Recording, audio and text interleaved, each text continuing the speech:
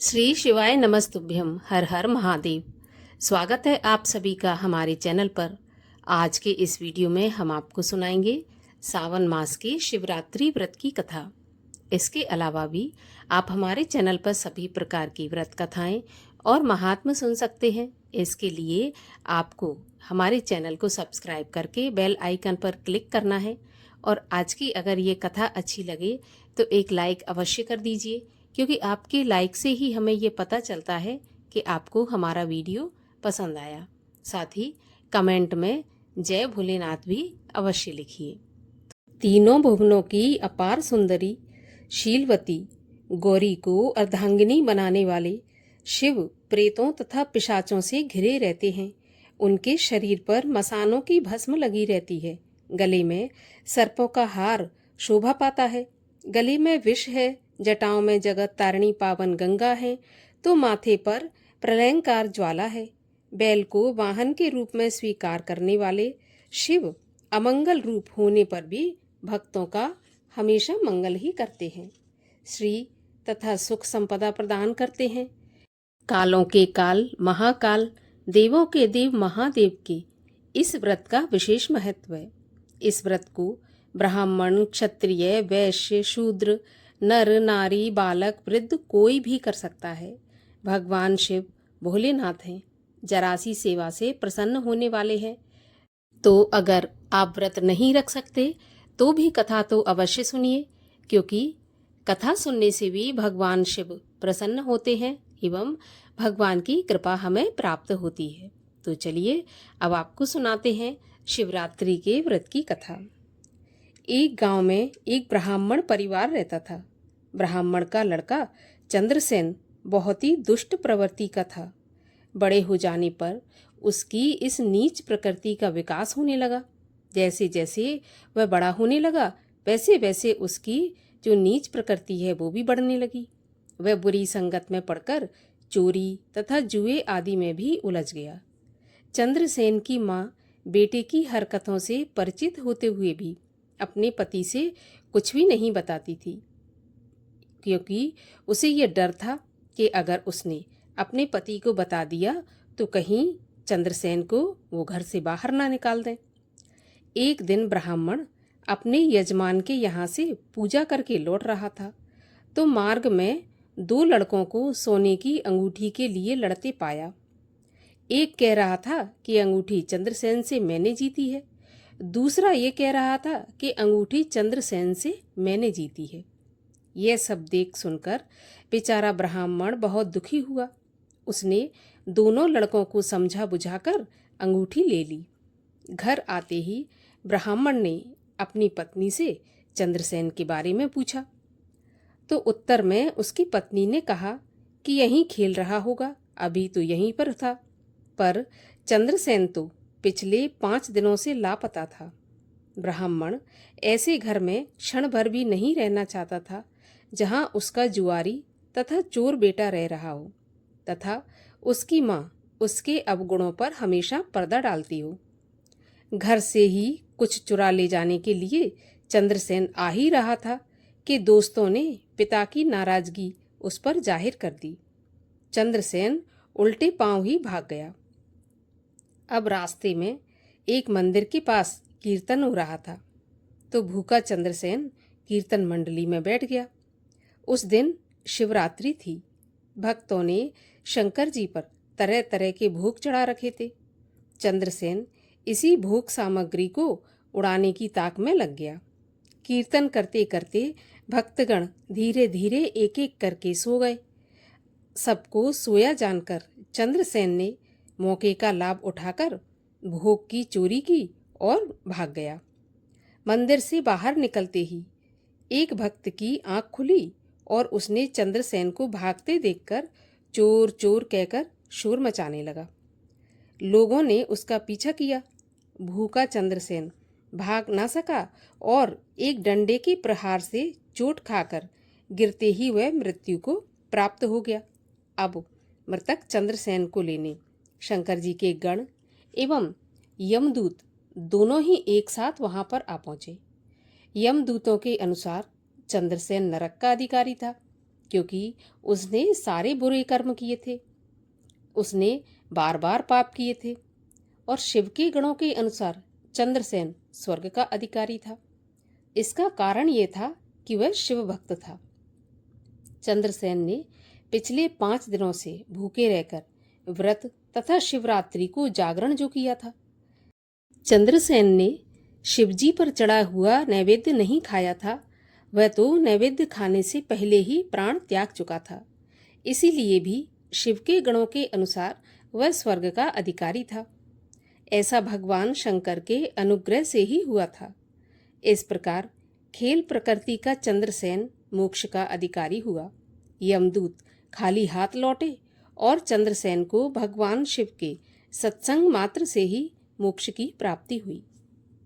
और आइए अब आपको शिवरात्रि पर सुनी जाने वाली एक बहेलिया की कथा भी सुनाते हैं। एक बार की बात है, पार्वती जी ने भगवान शिव शंकर से पूछा कि ऐसा कौन सा श्रेष्ठ तथा सरल व्रत पूजन है जिससे मृत्यु लोक के प्राणी अपना सायुज्य सहजी प्राप्त कर लेते हैं। इसके उत्तर में भगवान शिव ने माता पार्वती को शिवरात्रि के व्रत के बारे में बताया। तब माता पार्वती पूछने लगी कि प्रभु, शिवरात्रि का व्रत किसने किया था और उसको क्या फल मिला कि आप उसे सर्वश्रेष्ठ व्रत बता रहे हैं। तब भगवान शिव ने एक शिकारी की कथा सुनाई। एक गांव में एक शिकारी रहता था।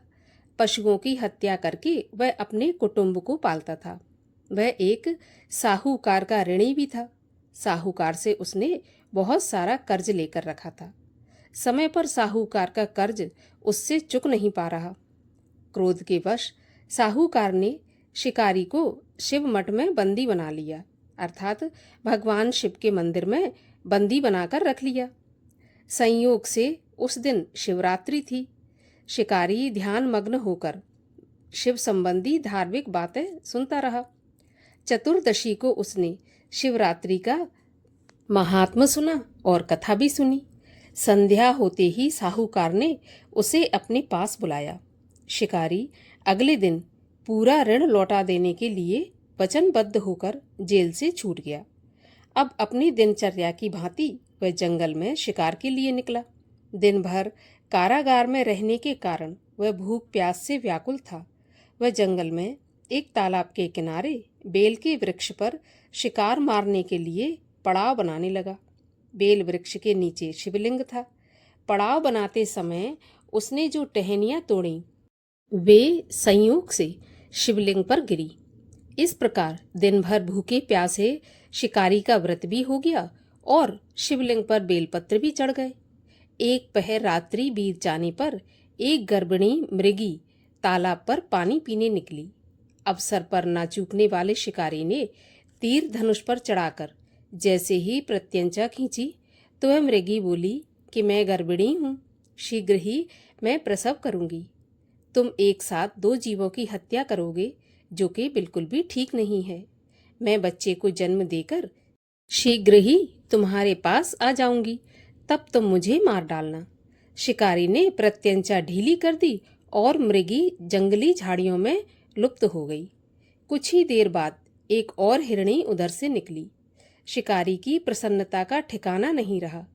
पास आने पर शिकारी ने फिर धनुष पर बाण चढ़ाया तो मृगी ने विनम्रता पूर्वक निवेदन किया कि हे शिकारी, मैं थोड़ी देर पहले ऋतु से निवृत्त हुई हूँ। काम आतुर गृहिणी हूँ। अपने प्रिय की खोज में भटक रही हूँ। मैं अपने पति से मिलकर शीघ्र ही तुम्हारे समक्ष प्रस्तुत हो जाऊंगी। और व्याध ने उसे भी जाने दिया। 2 बार शिकार को खोकर व्याध का माथा ठनका। वह चिंता में पड़ गया। रात्रि का आखिरी पहर बीत रहा था। इतने में मृगी अपने बच्चों के साथ उधर से निकली। शिकारी के लिए तो यह स्वर्णिम अवसर था। उसने धनुष पर तीर चढ़ाते देर नहीं लगाई।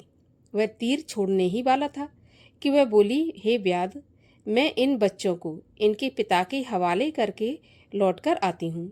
मुझे इस समय तू मत मार। पर व्याध हंसा और बोला, सामने आए शिकार को छोड़ देना मेरी बुद्धिमानी नहीं है। मैं इससे पहले भी 2 बार अपना शिकार खो चुका हूँ। मेरे बच्चे भी तो भूख प्यास से तड़प रहे हैं। उत्तर में मृगी ने कहा, जैसे तुम्हें अपने बच्चों की ममता सता रही है, ठीक वैसे ही मुझे भी सता रही है। इसीलिए सिर्फ बच्चों के नाम पर थोड़ी देर के लिए मैं जीवन दान मांगती हूँ। हे जीवन दाता, मैं इन्हें इनके पिता के पास सौंपकर तुरंत लौटने की प्रतिज्ञा करती हूँ। मृगी का दीन स्वर व्याध के हृदय का स्पर्श कर गया। व्याध ने मृगी को भी जाने दिया। शिकार के अभाव में बेल वृक्ष पर बैठा बैठा व्याध बेल पत्र तोड़ तोड़कर नीचे फेंकता जा रहा था। सुबह होने ही वाली थी कि एक हृष्ट पुष्ट मृग उसी रास्ते पर आया। इसे मार डालने के लिए शिकारी अब तो कटिबद्ध हो गया। व्याध की तनी प्रत्यंचा देखकर मृग विनीत स्वर में बोला, हे व्याध महोदय, तुमने यदि मुझसे पहले आने वाली 3 मृगियों तथा छोटे छोटे बच्चों को मार डाला है तो मुझे भी मारने में देर मत करो, ताकि मुझे उनके वियोग में एक भी क्षण दुख न सहना पड़े। मैं उनका पति हूँ। यदि तुमने उन्हें जीवन दान दिया है तो मुझ पर भी कुछ क्षण जीवित रहने की कृपा करो। मैं उनसे मिलकर तुम्हारे सामने आत्मसमर्पण करने के लिए आ जाऊंगा। मृग की बात सुनते ही शिकारी के सामने पूरी रात का घटना चक्र जैसे दोहरा गया। उसने सारी कथा मृग को सुना दी। मृग ने फिर कहा, मेरी तीनों पत्नियां जिस प्रकार प्रतिज्ञाबद्ध होकर गई हैं, मेरी मृत्यु से अपने धर्म का पालन नहीं कर पाएंगी। फलतः जिस प्रकार तुमने उन्हें विश्वास पात्र मानकर छोड़ा है, वैसे ही मुझे भी जीवन दान दो। मैं उन सबके सहित तुम्हारे सामने शीघ्र ही उपस्थित होता हूँ। उपवास, रात्रि जागरण तथा शिवलिंग पर बेलपत्र चढ़ने से व्याध का हिंसक हृदय निर्मल हो गया। उसमें भगवत शक्ति का जागरण हो गया। धनुष तथा बाण उसके हाथ से सहज ही छूट गए।